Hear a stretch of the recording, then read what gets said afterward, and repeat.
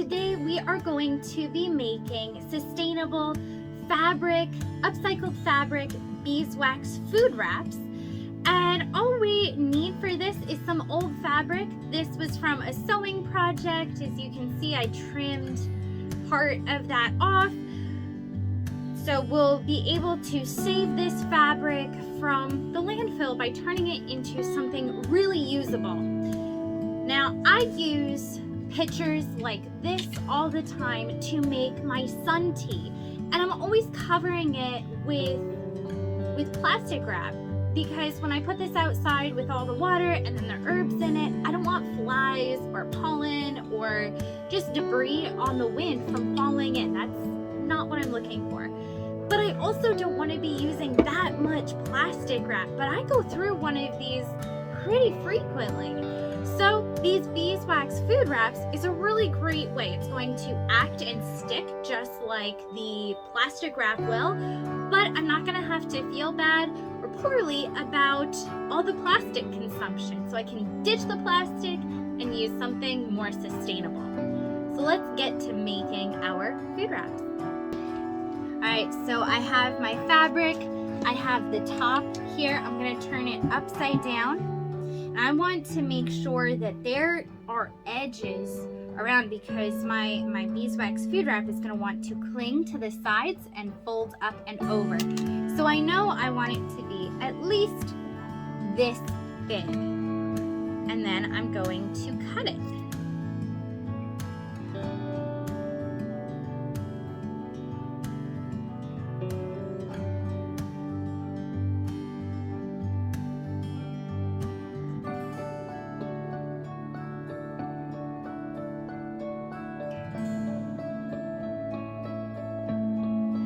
I'm going to take my wax paper or parchment paper and cover my cookie sheet.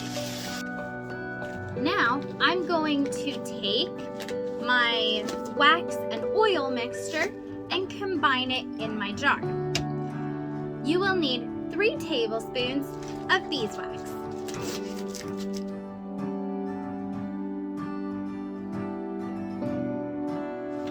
1 tablespoon of pine resin, and 1 tablespoon of your jojoba oil.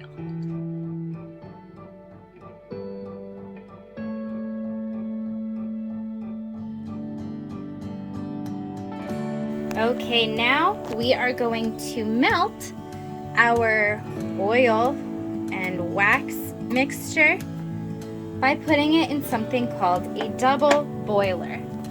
This is a makeshift double boiler where we have a little bit of water and then the oil's in a separate container in the middle. That's why the glass was so important. I'm going to turn the heat down a little bit so that nothing bubbles up into our mix here.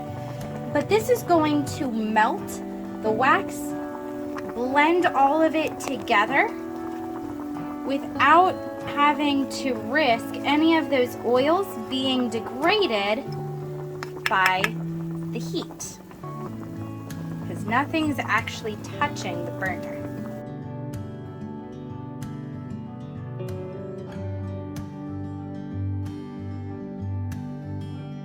Now that this has melted, I can turn the heat off.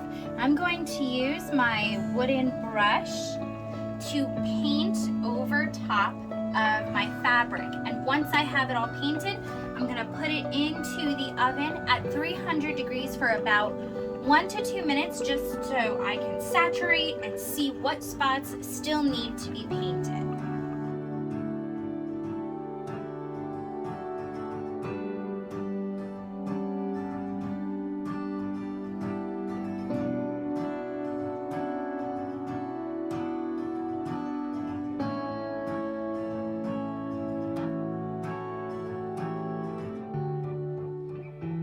Are there any spots that still look dry?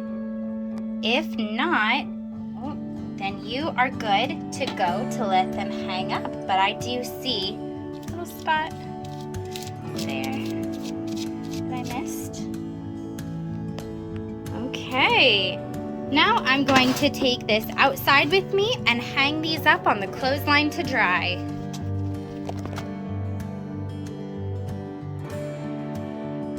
The drying process does not take very long, and you may start to see it becomes opaque. Here it's really solid. It's not flimsy like fabric. So wait a couple of minutes and then you'll be good to go.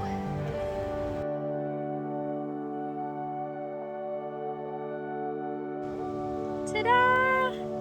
We've got my little covering. You may see creasing, and that is okay. Yay!